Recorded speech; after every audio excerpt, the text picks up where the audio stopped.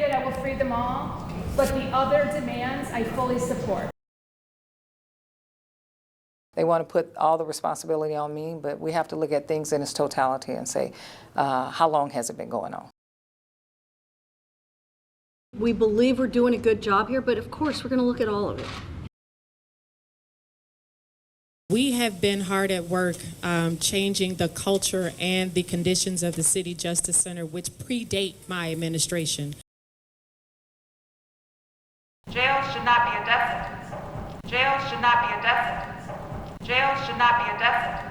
Disturbing new allegations involving the troubled St. Louis City Jail. A cascade of constitutional failure. The latest death inside the St. Louis City Justice Center. The death of another inmate at the CJC. Second death. Another detainee death. Death. Death. Found unresponsive. Found unresponsive. Found unresponsive. And the detainee died at the hospital. 18 people. Now the 20th death. 5 detainees have died there. Second CJC death just this year. 10 people who have died at the CJC. Third inmate dying while in custody at the City Justice Center in a month and a half. Jails should not be a death sentence. Jails should not be a death sentence. Jails should not be a death sentence. The alarming actions of jail guards before an inmate died. Jail lock, which has been non-functional for an extended period, allowed a male inmate to get into a pre-admission holding area for female inmates. The most disturbing part of the video was watching people walk by without helping. McNeil walks into a holding cell.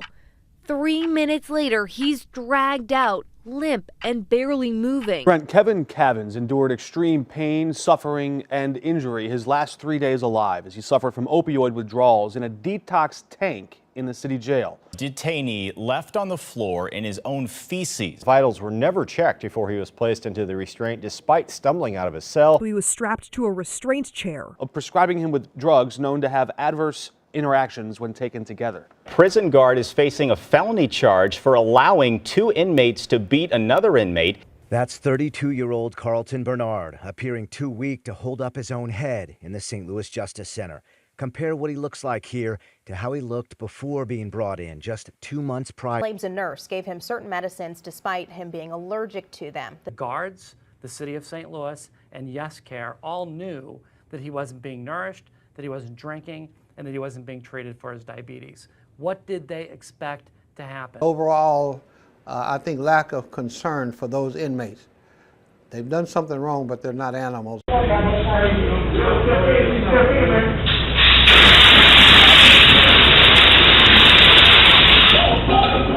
They are presumed to be innocent under the law, yet we treat them worse than people would treat their own dog. Literally about an hour and a half after he was restrained, he was not responsive and then found dead at the hospital. 43-year-old woman arrested 2 days ago collapsed in the processing area and is now fighting for her life. The attorney telling me tonight what she saw yesterday inside the jail here was sick and disgusting. Over the last few years, there have been several violent incidents which our team have reported on extensively at that jail, including riots and inmate deaths. Now aldermen hope the change will be a positive one.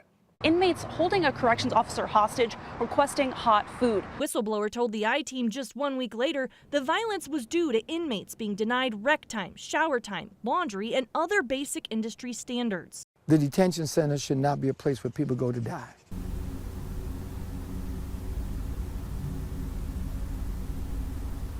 Today I stand here with the pain that no family should ever have to carry. Won't let me in to see him. I can't speak with him. I can't visually see him. And for all I know, he may not even exist anymore. Not even an hour later, my grandmother calls me back and told me that they called her to tell her that he was deceased. I saw my son take his last breath on that video. I saw that. I was so hurt, just to see how they did my son. So no kid have to go through this. This was grown folk. This was grown people's, man, handling my son. How long did it take for somebody, anybody, to come back to check on him and found him unresponsive? For what I saw on the video, it's quite a few people that needs to be accountable for my son. I want justice for my girls, and I want justice for Court. He has a mother. He has children. He has grandchildren.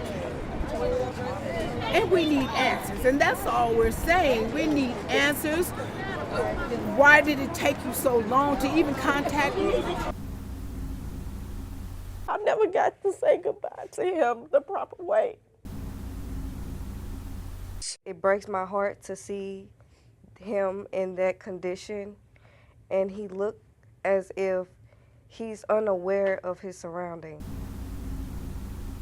Condolences, their apology, and why nothing was done when it should have been done.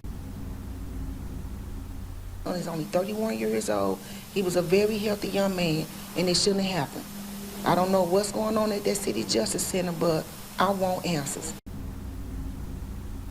And not just for my brother, for everybody else that has lost a loved one under the care of this facility. Understand that my brother was tortured inside of protective custody, and it's quiet.